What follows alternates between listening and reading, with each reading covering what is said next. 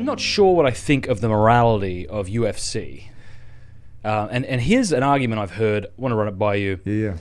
And it's something like we shouldn't physically harm somebody unless we have a good reason. Entertainment isn't a good reason, Right. And UFC is all about that. So that would be an argument from the perspective of those engaged in the fight. But then also, when cockfighting and bear baiting were criminalized, it wasn't What was the first one you said? cockfighting, where you have roosters rip each other apart. That wasn't just for concern for the animals. It was also because of the belief that watching this sport vulgarized people. And that makes sense to me. Like, if you were like, oh, dude, I love cockfighting, and we went and you showed me some back alley cockfighting thing, I'd think less of you as a person, and I think I'd be right to think less of you. And I think that UFC is sort of like human cockfighting.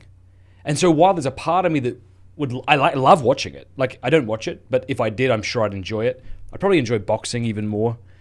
And I can see why people get into the art of it and the submitting. That stuff makes sense to me. Yeah. But what we know about the sport and the long-lasting injuries that result from it, how can we continue to justify it as a sport to watch and enjoy? Well, I totally get it, and I don't know if this is my new bias or not. I would have been there, I think, even a year ago. I think on the one hand, you could raise the same questions about football, right? The CTE, the head injury stuff, but also not just football. I mean, hockey. There's lots of sports you get concussions. So, and I don't know the data on UFC in terms of it's kind of becoming a fan is relatively new to me, but I have become a fan.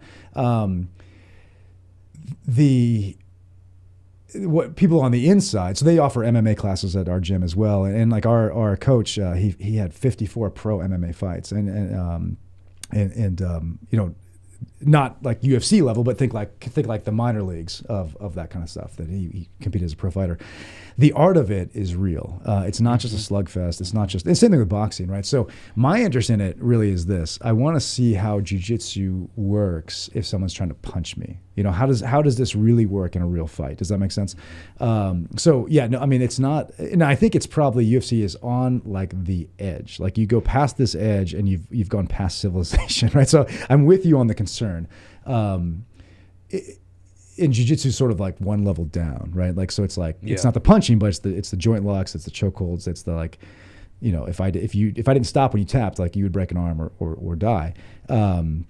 So I get it. I totally understand from the outside. I think because there really is, like, these fighters that you're seeing, they're not just like grunts. They're just, you could do without maybe some of the showmanship and some of the, again, this is still pretty new to me, but I respect it. I appreciate it. I've even watched some of it with my older boys because I want them to see, okay, being on the bottom might be great in jiu-jitsu in like guard position, for example, things like that. How does that change if someone's trying to punch you, right? So to kind of get them to see that. And, now my one son is like, I want to do MMA as soon as I turn 18. So he wants to he's got a few screws loose. But I think it would be good for my sons, and I'd like to do it when I get more advanced, to just take a few MMA classes. I don't see myself ever competing there, but just to kind of have that experience of what is this like. And this is going to sound crazy, but I've been saying this for a few years, that when my 16-year-old, he's 15, for the last few years I've been saying, when you turn 16, we're going to have a boxing match, headgear, like safe, but like, I want you to have the experience of taking a punch, and I want you to have the experience of having taken my best. And it's sort of like all cultures have always had this like male right of like becoming a man, the before and the after, and my wife still thinks I'm crazy, but we're still planning on going through with this. Again, not to like hurt each other, right? But like for him to know, and this like, is not against his will. No, I'm going to punch you. Right. He wants it just as bad, and he's going to get me at my youngest, right? So my 2-year-old is going to get me a different version of me. But I just think that what will happen to him internally. So it's sort of like, I'm blabbing on. I'm not giving you an answer. This is terrific. But the whole toxic masculinity, right? I mean, right. like today, and this is terrible. People are probably yelling at me for this, but like, I mean, in years past, it wasn't the worst thing in the world for that 12-year-old to get in a fight at recess, Totally. right? Because one, like you have that experience.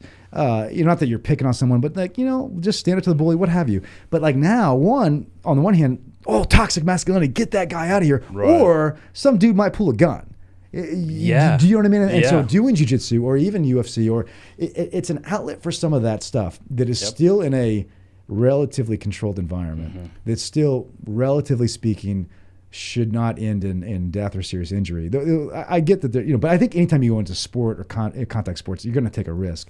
But what does it do internally to the young boy or the young girl? I mean, my daughter, Kate, so Jim, my friend, his daughter's like 17. She's a blue belt. And it's like the confidence that she has now after doing this for like 7 years.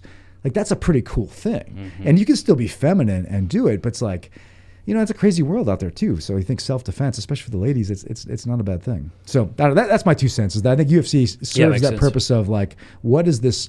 How powerful is this art in a real combat environment?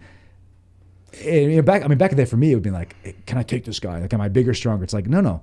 Am I skilled enough to believe in my skills and not just in my brute strength? Because someone's always going to be bigger than you. And what do you know about how Brazilian Jiu-Jitsu kind of rose to prominence here in the States? So, just a little bit, but the Gracies, there's a bunch of Gracies, so I don't know the first name of, but like, I just know, by the way, that everyone in the comment section is going to be like, I thought like Matt was doing like these Joe Rogan style interviews, and now he's actually just doing Joe Rogan. So, whoops, but keep going. That's exactly right. So like in the 90s when UFC, to my knowledge, was first emerging, and that was back when it was like a pay-per-view thing. And I remember being in high school and checking some of it out, and there's this guy named Gracie who was submitting in like triangle chokes, these bigger striker guys. And it was like, oh my gosh, the dude who's not even throwing a punch is winning these matches. And I think that's where it like really, the U.S. took notice, like, what the heck just happened? I mean, this dude is like smaller, 180 pounds, and he's beating all these guys. And I think and there's a bunch of Gracies that have, like, I think in California and whatnot, that's where it's really emerged.